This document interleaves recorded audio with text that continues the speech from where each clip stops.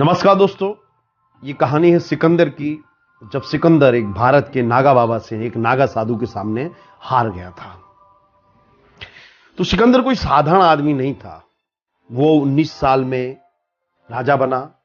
21 वर्ष की आयु में उसने मैसिडोनिया को जीत लिया। 23 वर्ष की आयु में उसने पर्सिया को जीत लिया, जिसे आज हम ईरान कहते हैं। 25 वर्ष का हुआ तो उसने इजिप्ट, अलेक्जेंड्रिया को जीत लिया। 28 वर्ष की आयु में वह भारत आया। उसने पौरस से युद्ध किया। 2 वर्षों तक वह भारत में तक्षशिला में रहा।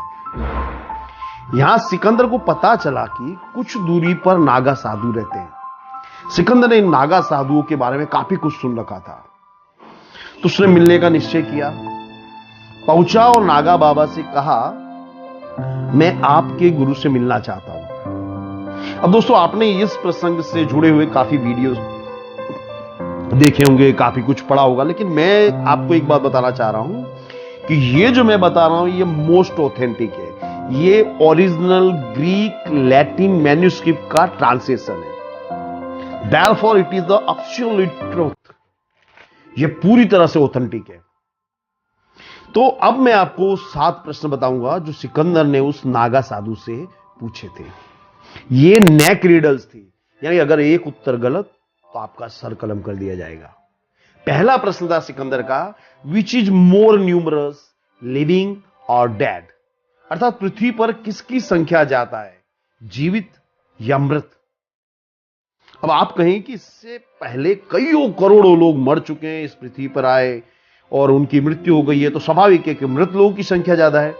परंतु साधु ने कहा living, because the living no longer exist. अर्थात मृत लोगों का कोई अस्तित्व नहीं है, तो उनकी गणना नहीं की जा सकती है, तो स्वाभाविक है जीवित लोगों की संख्या अधिक है। सिकंदर आश्चर्यचकित हो गया। फिर सिकंदर ने दूसरा प्रश्न पूछा, विच इज लॉन्गर, सी और लैंड? विच इज लार्जर, सी और लैंड? यानी किसका लंबाई अधिक है, किसका क्षेत्रफल अधिक है, समुद्र या धरती? तो आप सब ने, हमने भूगोल की किताब में पढ़ा है कि पृथ्वी पर 71% भाग पर पानी है, समुद्र है। परंतु साधु ने क्या उत्तर दिया? लैंड, जमीन। क्यों? क्योंकि समुद्र के नीचे भी तो जमीन है। अद्भुत, अद्भुत नॉलेज, अद्भुत उत्तर। फिर सिकंदर ने पूछा, विच इज स्ट्रॉन्गर, लाइफ और डेथ? क्या शक्तिशाली है, जीवन या मृत्यु? तो आप हम सब कहेंगे कि मृत्यु, क्योंकि मृत्यु के बाद जीवन खलास हो जाता है। लेकिन साधु ने कहा लाइफ, क्योंकि जीवित आदमी ही दुख दर्द को झेल सकता है, मरा हुआ व्यक्ति दुख दर्द नहीं झेल सकता। अर्थात आप जितना पीड़ा दर्द सहन कर सकते हो, आप उतने ही ताकतवर हो। Therefore life is stronger than death. Sikandar ने चौथा प्रश्न पूछा, which is the most cunning animal? अर्थात सबसे चालाक प्राणी कौन सा है? साधु ने सिकंदर की आंखों में आंखें डालकर कहा, the one I see before me, यानी वो जो मेरे सामने खड़ा, यानी कि मनुष्य। सिकंदर ने कभी सोचा नहीं था कि एक विश्व विजेता को एक नागा साधु इस तरह से आंसर देगा, इस तरह से उसकी आंखों में आंख डालकर सच बोल सकेगा। लेकिन उसने पूरा सत्य बयां कर दिया। पांचवा प्रश्न पूछा, how can a man be most loud? अर्थात मनुष्य सर्वाधिक प्रेम कैसे प्राप्त कर सकता है? तो दोस्तों, दुनिया में सम्राट बन जाओ, कुछ भी बन जाओ, लेकिन हर किसी की इच्छा होती है कि लोग उसे प्यार करें, उससे प्यार करें, उसका सम्मान करें। तो साधु ने उत्तर दिया, by being the most powerful and least fears. अर्थात आप सर्वशक्तिमान तो बनो, परंतु लोगों को आपको कम से कम डर होना चाहिए।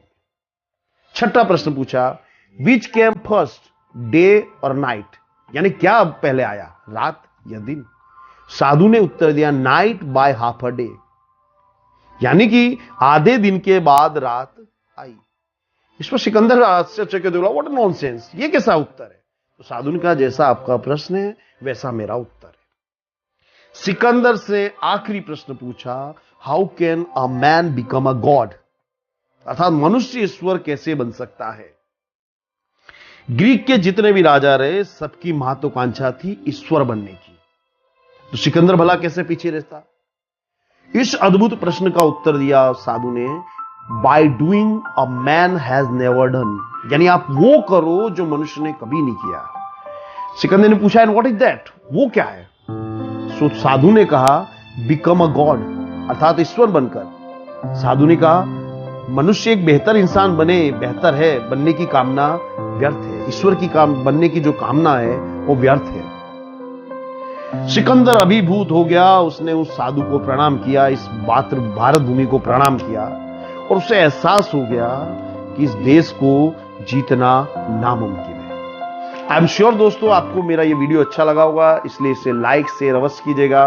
वंदे मातरम, जय हिंद, जय भारत।